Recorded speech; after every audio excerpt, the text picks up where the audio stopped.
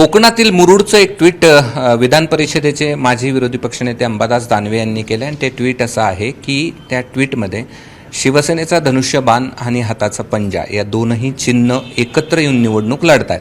तुम्हाला काय सुचवायचं? यापूर्वी देखील धाराशिवचं एक ट्विट तुम्ही केलं होतं. मी याच्या आधी केलं होतं उमरग्याचं आणि आत्ता मी मुरुडचं केलेलं आहे. मुरुडची तशी निवडणूक होऊन गेलेली आहे.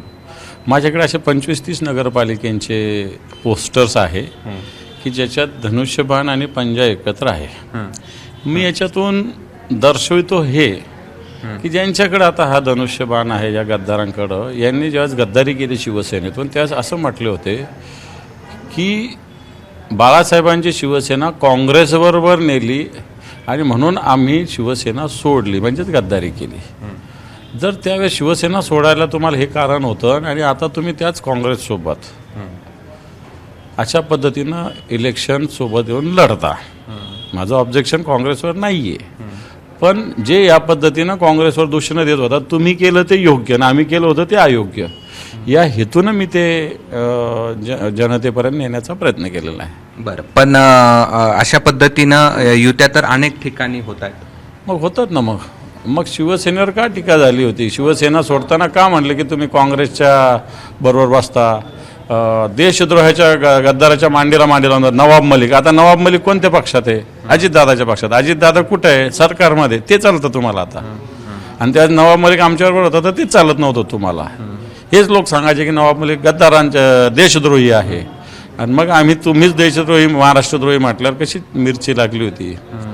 हा माझा याच्यात. पण त्यांनी तर सांगितलं ना, भाजपाने स्पष्ट केलं की मुंबईत नवाब मलिक असतील तर युती करणार. याला काय अर्थ घ्या म्हणण्याला.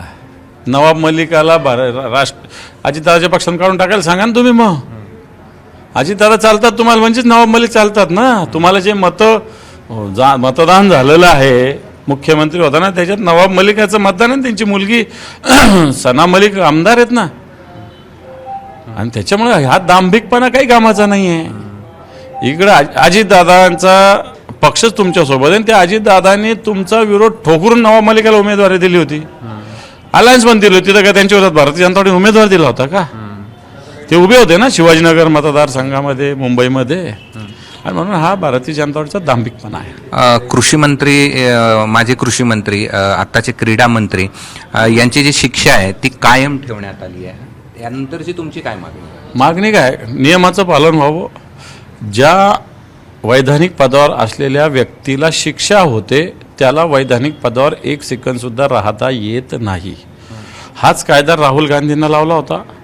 हाच कायदा जे सुनील केदार आहेत विदर्भातले त्यांना लावला होता. 24 तासात त्यांचं सदस्यत्व रद्द केलं होतं. तसं माणिकराव कोकाटे यांचं सदस्यत्व ताबडतोब रद्द केलं पाहिजे. मंत्रिपदाचा त्यांचा राजीनामा घेतला पाहिजे. बरं, आणि यानंतरची तुमची भूमिका काय असेल? बिलकुल आम्ही विरोध करू. आम्ही जे म्हणतो ना, संविधान विरोधी हे सरकार भारतीय जनता पार्टीचं राज्यातलं केंद्रातलं वागतं, हा मुद्दा आहे त्याच्यातला महत्त्वाचा. कारण संविधान जे लिहिलेलं आहे बाबासाहेब आंबेडकरांनी, या संविधानात ज्या काही गोष्टी आहेत त्याच्यात दोषी व्यक्तीला वैधानिक पदावर राहता येत नाही हे सांगितलेलं आहे. हटवतील का? हटवावंच लागेल. हटवावंच लागेल. नाही हटवले तर भूमिका काय? कोर्टाचा अपमान होईल, तो कायद्याचा भंग होईल तो. हे होते विधान परिषदेचे माजी विरोधी पक्षनेते अंबादास दानवे आणि त्यांचे केलेलं ट्विट असेल किंवा माणिकराव कोकाटेंच्या कायम केलेली शिक्षा असेल त्यावरची त्यांची ही प्रतिक्रिया होती. कॅमेरामन धनंजय दारुंटेसह मी कृष्णा खेंडे, एबीपी माझा, छत्रपती संभाजीनगर. एबीपी माझा, उघडा डोळे बघा नीट.